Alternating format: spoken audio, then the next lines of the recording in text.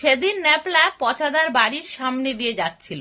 পচাদা তখন সকালবেলা উঠে দাঁত মাজছিল।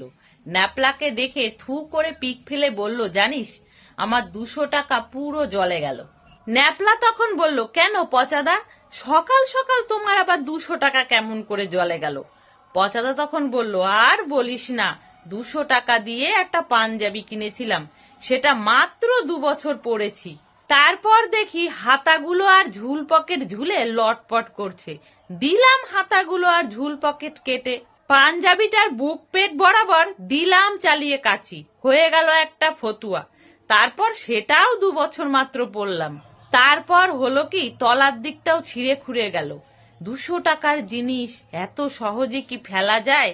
দিলাম চালিয়ে কাচি, হাতাগুলো ছোট হয়ে গেল, হাইটও একটু কমে গেল, হয়ে গেল বউর একটা সুন্দর ব্লাউজ। বউও সেটা বছর 2 পরলো। তারপর আর পরা গেল না, হাতা আর তলা একেবারে ঝুরঝুরে হয়ে গেছে।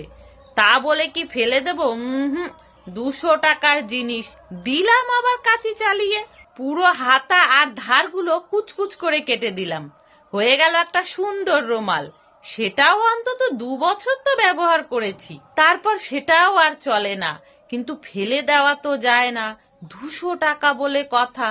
তাই রুমালটার উপরে আবার কেচি চালালাম, সরু সরু করে কেটে প্রদীপের সলতে বানিয়ে দিলাম। সলতেগুলো দিয়ে প্রদীপ দিব্যি জ্বলে। কিন্তু ছাইগুলো কি ফেলে দেব?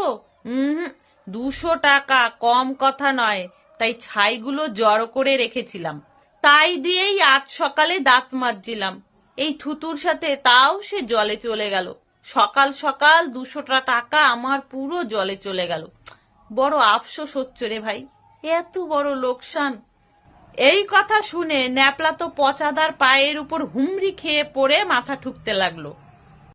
তাহলে বন্ধুরা, ছোট্ট একটা মজার গল্প, যদি ভালো লাগে প্লিজ লাইক করে দিও, সাথে কমেন্টেও জানিও তোমাদের মতামত। সকলে ভালো থেকো, সুস্থ থেকো।